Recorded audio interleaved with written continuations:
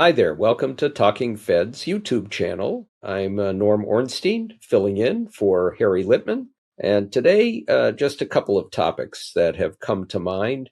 One, of course, brand new, Jenna Ellis, another one of Trump's lawyers, although I'm sure he will do another Truth Social post saying that he's never heard of her and she was never his lawyer, flipping again in Georgia.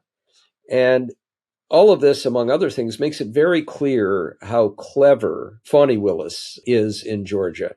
19 people originally in the indictment with a RICO charge.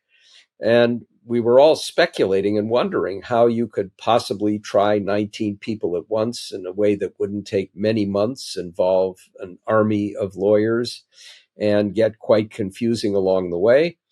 But there was a method to this, obviously, and not madness.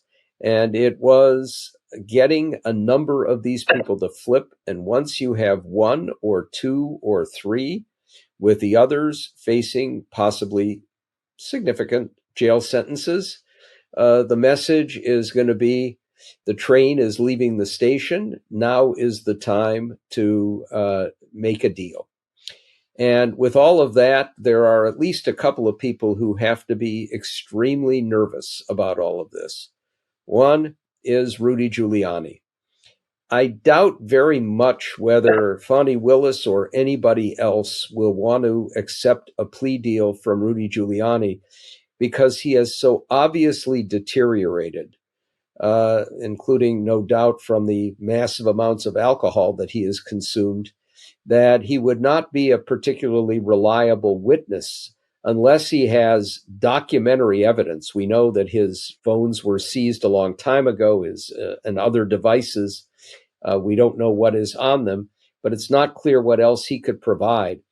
But because all of these lawyers who have now flipped had a relationship with Rudy Giuliani, were close to him, were involved in all the plotting taking place to try and overturn the results of the election, what they've got against him will be pretty damning. But obviously, the big kahuna here is Donald Trump. And these were people who had personal relationships with Trump, who spent time with Trump as the lead up to January 6th and to the attempt by Trump to flip the votes in Georgia took place. And were involved, no doubt, with the meeting at the Willard Hotel right before January 6th. So what we don't know from Jenna Ellis's plea, as we don't know from the others, is whether they have at least a tacit deal with Jack Smith. But if not, whatever evidence they are required to turn in to make this plea deal work is going to also be very powerful evidence for the case that Jack Smith is bringing in Washington, D.C. Now, along with that, of course, we also have Michael Cohen testifying in New York. And I suspect what we're going to see with Trump ranting on Truth Social, but also going out and bloviating in various appearances around the country right now, where he's confusing Viktor Orban with Turkey, where he's making all kinds of other horrific gaffes, is going to make matters even worse for him. And I will emphasize something that is pretty obvious, which is that the case in New York, which challenges Trump's fundamental identity as this hugely successful multi-billionaire businessman, showing that he was a grifter, a cheater, and vastly overestimated the value of his holdings, that has taken him off of the Forbes 400 richest people in America, which has driven him completely up a wall so that he was accusing Forbes of being a foreign plant. That hurts him as much or more as anything else. I expect we're going to see further deterioration on his part, not that it will affect most of his core supporters. Now, while all of this is going on, and obviously we can't escape at least mentioning the horrific events in the Middle East that could careen out of control before we know it. and that will inevitably involve the United States in different ways. We also have the farce continuing in the House of Representatives, where we're doing this on Tuesday. The House Republicans are meeting behind closed doors to try and finally find a speaker. The 11 candidates were paired to 9, then to 8, and now to, as I speak, to 5. The front runner is Tom Emmer from Minnesota, who's the number 3 leader in the Republican Party in the House, who also had run their campaign committee and helped a lot of the members get elected. But the word a few days ago was that Trump didn't want him because he was one of the 2 candidates of the remaining 5 who did not vote the way he wanted in terms of certifying the election on January 6th. Now, Tom Emmer also joined the lawsuit that tried to overturn the election, so it's not as if he is Snow White here. But he had a phone call yesterday, kissing Trump's posterior, pandering to him, and trying to get back in his good graces. And he may be the most likely to prevail here. But it's not at all clear yet that we have anybody with 217 votes. We have the need to provide funding to help Ukraine and Israel that is becoming a little more urgent.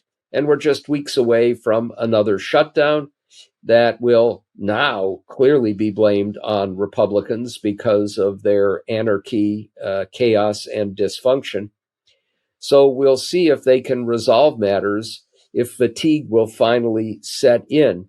But with that, whoever becomes the speaker now, assuming they can find somebody, is going to be plagued by the same problems of difficulty in governance that hit Kevin McCarthy.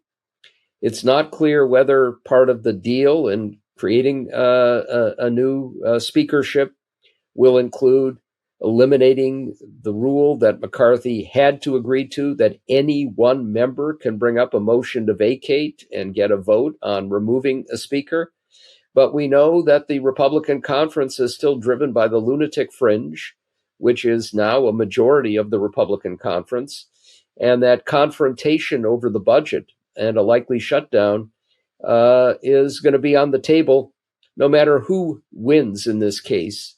The only other option would be that they can't come to a deal and finally a half dozen or more Republicans try to cut a deal with Democrats, where Democrats will either vote present or help them select a more reasonable figure, if there are any, for speaker, in return for guaranteeing that there will be votes on the floor on spending bills that meet the levels that everybody had agreed to back when we punted the debt ceiling bill, and to get the funding bills for Ukraine and Israel on the floor together, where we know there is a clear majority of support for funding for Ukraine, even if a sizable, noisy contingent of the pro-Russian caucus among House Republicans would object.